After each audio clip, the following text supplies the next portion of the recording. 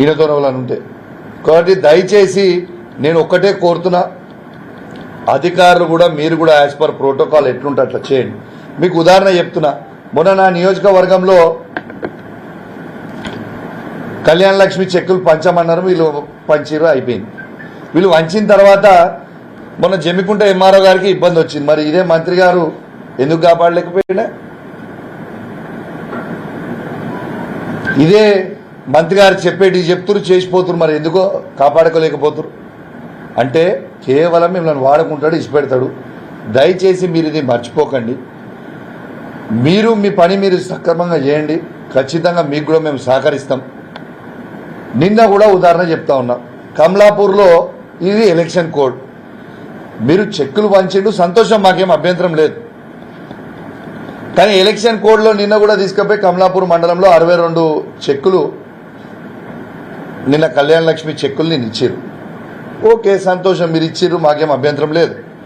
కానీ ఆ 62 చెక్కులతో పాటు కేసీఆర్ గారు ప్రవేశపెట్టిన 1,116 రూపాయలతో పాటు తులం బంగారం కూడా మీరు ఇస్తే బాగుండు కదా, అద్భుతంగా ఉండు కదా. కానీ నిన్న చెప్పక చేయక చెక్కులు వంచిరు, ఆగమాగం చేస్తున్నారు. ఎందుకు ఇంత ఆగమాగం ఎందుకు చేస్తున్నారు మీరు? ఇట్లా దయచేసి చేయకండి. మీరు పరిశానలో పడకుర్రి, మీరు ఆగమాగం కావద్దని దయచేసి మీకు కూడా విజ్ఞప్తి చేస్తూ ఉన్నాను.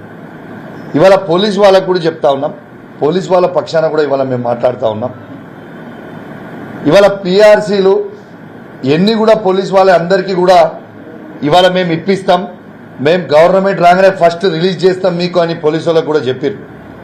ఇవాళ వాళ్ళకి ఇచ్చే అలవెన్సులు కానీ వాళ్ళకి వచ్చే బ్యాలెన్స్ అమౌంట్లు ఒక్కొక్కళ్ళకి కానిస్టేబుల్ దగ్గర నుంచి, ఎస్ఐ దగ్గర నుంచి, సిఐ గారి దగ్గర నుంచి, ఏసీపీ గారు, సిపి గారు, డీసీపీ గారు, పైనకి ఇంకా అధికారులందరికీ కూడా ఇవాళ ఎంతో రావాలి పిఆర్సీ.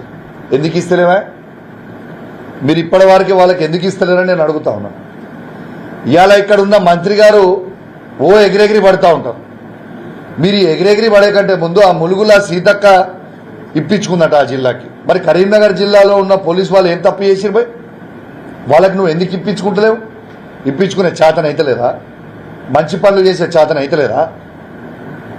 ఈ అరుషుడు కంటే, ఈ ఎగిరెగిరి వడుడు కంటే దయచేసి పోలీసు వాళ్ళ పక్షాన కూడా నేను అడుగుతా ఉన్నాను, ఖచ్చితంగా వాళ్ళకి ఇచ్చే అలవెన్సులు కావు, ఏవి పెండింగ్ ఏవైనా ఉన్నాయో అన్నీ కూడా వెంటనే క్లియర్ చేయాలని నేను డిమాండ్ చేస్తూ ఉన్నాను. ఎందుకంటే నువ్వు ఎన్నికలలో మీరు ఇవన్నీ చెప్పినప్పుడు వాళ్ళు నమ్మిరు మీరు వెంటనే చేస్తారేమో అని. కాబట్టి దయచేసి వాళ్ళకు కూడా మీ అందరు కూడా వెంటనే వాళ్ళే ఏమున్నా కూడా మీరు రిలీజ్ చేయాలని కూడా ఇలా పోలీసు వాళ్ళ పక్షాన కూడా నేను డిమాండ్ చేస్తా ఉన్నానని చెప్పి ఈ సందర్భంగా తెలియజేస్తూ సెలవు తీసుకుంటా ఉన్నాను. జై తెలంగాణ, జై కేసీఆర్. అండ్ దీంతో పాటు ఒక్క నిమిషం, సారీ, దీంతో పాటు ఇవాళ ఖచ్చితంగా ఈ 17 పార్లమెంట్ సీట్లలో కరీంనగర్ పార్లమెంట్ సీటు ఫస్ట్ జెండా బీఆర్ఎస్ పార్టీ జెండా ఈ కరీంనగర్ గడ్డ మీదనే ఎగరబోతా ఉందని చెప్పి కూడా ఈ సందర్భంగా తెలియజేస్తా ఉన్నాను. ఇవాళ మీరు ఎవరు ఊహించుకోని విధంగా ఇలా కరీంనగర్ పార్లమెంటు 1,00,000 మెజారిటీతో మేము గెలవబోతా ఉన్నాం. ఇది గ్యారంటీగా మీకు చెప్తా ఉన్నాను. ఇలా ఎక్కడ పోయినా కూడా ఇలా అద్భుతమైన రెస్పాన్స్ వస్తూ ఉంది. ఇలా రైతులైతే తలబట్టుకుంటా ఉన్నారు, అయ్యో ఎందుకు మేము కేసీఆర్ గారిని బోడగొట్టుకున్నాం, ఎందుకు కేసీఆర్ గారిని ఇలా దించినాం, లబోదిబో మొత్తుకుంటా ఉన్నారు. ఇలా ఒక్కటే చెప్తా ఉన్నాను, ఇవన్నీ వద్దు, బై పంచాయతీకి ఇది వద్దు. కేసీఆర్ గారు ఉన్న 10 సంవత్సరాలలో ఏ ఒక్క రోజన్నా ఒక్క ఎకరం అన్నా ఎండిందా? ఏ ఒక్క ఎకరం కన్నా ఫ్రీ 24 గంటల కరెంట్ రాకుండా ఉన్నదా?